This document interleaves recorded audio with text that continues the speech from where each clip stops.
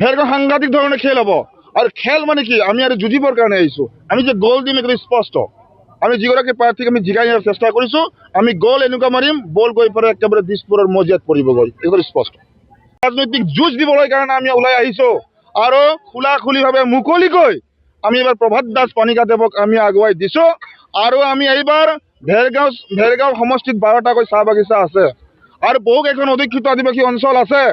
এই আদিবাসী অধিকৃত আৰু যিবিলাক নেকি আমাৰ চাহ বাগিচা অঞ্চল আছে, গোটেই অঞ্চলবিলাকত কিন্তু কোনো ৰাজনৈতিক দলত কিন্তু আমি মানে প্ৰৱেশ নিষিদ্ধ। বহুত ৰাজনৈতিক দলত আমি আগতে বহুত ভোট দিলোঁ, আমাৰ ৰাইজে বহুত ভোট দিলে, কিন্তু ভোটৰ বিনিময়ত আজি তাৰিখলৈকে একো আমি নাপালোঁ। কেৱল ঠগ প্ৰবঞ্চনা আৰু প্ৰতাৰণাহে কৰিলে।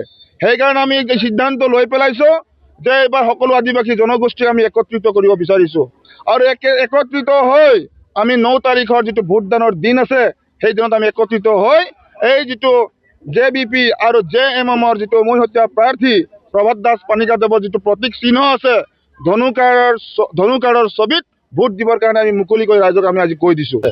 আপোনালোকে জানে যে আদিবাসী ছাত্ৰ সন্থাই দীৰ্ঘদিন ধৰি অসমৰ খাটি খোৱা আদিবাসী জনগোষ্ঠীৰ জ্বলন্ত সমস্যাবিলাকক লৈ আজি মাত মাতি আহিছে, সমস্যা সমাধান কৰিব লাগে বুলি। কিন্তু চৰকাৰে আজি তাৰিখলৈকে কাণ খাৰ দিয়া নাই, কোনো এটা সমস্যা সমাধান কৰিবৰ কাৰণে সক্ষম হোৱা নাই। গোটেই সমস্যা হৈ থাকিল আৰু যিমানবিলাক শাসকীয় চৰকাৰে প্ৰতিশ্ৰুতি দিছিল, সকলো প্ৰতিশ্ৰুতি ফুটুকাৰ ফেনলৈ পৰিণত হ'ল।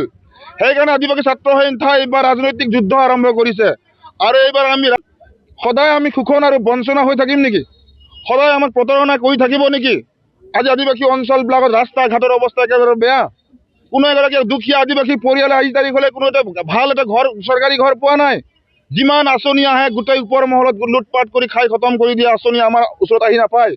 সেইকাৰণে আজি আমি সিদ্ধান্ত লৈছোঁ আদিবাসী ছাত্ৰ সন্থাই বহুত জয় ভাৰত পাৰ্টি আৰু ঝাৰখণ্ড মুক্তি মৰ্চাৰ উমৈহতীয়া প্ৰাৰ্থী প্ৰভাত দাস পানিকাদেৱৰ হৈ আজি নিৰ্বাচনী কাৰ্যালয় মুকলি কৰা হ'ল।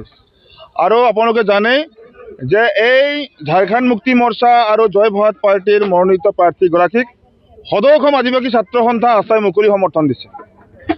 আৰু হয়তো এই মুকলি সমৰ্থন পাই হয়তো বহুতে ক'ব পাৰে যে অৰাজনৈতিক এটা সংগঠন, এই অৰাজনৈতিক সংগঠনে কিয় মানে এটা ৰাজনৈতিক দলত বা এগৰাকী প্ৰাৰ্থীক মুকলিকৈ সমৰ্থন দিছে। আমি আন্দোলন কৰিলোঁ, বহুত ধৰ্ণা দিলোঁ, দিছপুৰ দিল্লীত আমি বহুত ধৰ্ণা দিলোঁ, মুখ্যমন্ত্ৰী ডাঙত বহুত মেমৰেণ্ডাম দিলোঁ, প্ৰধানমন্ত্ৰীক আমি বহুত মেমৰেণ্ডাম দিলোঁ, ৰাষ্ট্ৰপতিক বহুত মেমৰেণ্ডাম দিলোঁ, কিন্তু মেমৰেণ্ডাম গোটেই ট্ৰাকে ভৰ্তি হৈ জমা হৈ আছে, কিন্তু কোনো এটা ইচ্ছাৰিত সমাধান কৰি দিবৰ কাৰণে সক্ষম নহ'ল।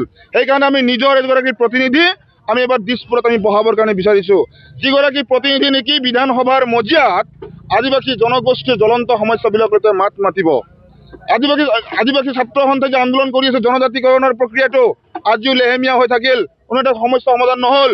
জনজাতিৰ মৰ্যাদাৰ কাৰণে মাত মাতিবৰ কাৰণে বিধানসভাৰ মজিয়াত আমি প্ৰভাত দাস দেৱক আমি পঠাব বিচাৰিছোঁ। চাহ শ্ৰমিকৰ হাজিৰা 551 টকা দিম বুলি কৈছিল চৰকাৰে, আজি তাৰিখলৈকে নিদিলে। এই 551 টকা যে হ'ব লাগে সেই দাবীটো উত্থাপন কৰিবৰ কাৰণে বিধানসভাৰ ভিতৰত মজিয়াত পঠাবৰ কাৰণে যে চেষ্টা কৰিছোঁ, কাৰণ মাটি পট্টা আজিলৈকে আমি নাপালোঁ। গতিকে এই গোটেই কথা চিন্তা চৰ্চা কৰি আদিবাসীক যাতে সুৰক্ষিত হ'বৰ কাৰণে আজি আমি প্ৰভাত দাস দেৱক মুকলিকৈ সমৰ্থন কৰিছোঁ।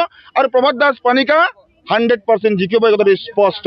গতিকে চিনাৰী গোটেই স্পষ্ট হৈ গৈছে, কাৰণ যথেষ্ট সংখ্যক মানে জাতি ধৰ্ম বৰ্ণ ভাষা নিৰ্বিশেষে আজি আগুৱাই আহিছে তেখেতক প্ৰভাত দাস পানিকা, কেৱল মাত্ৰ প্ৰভাত দাস পানিকাৰ জয় মই হৈ আছে।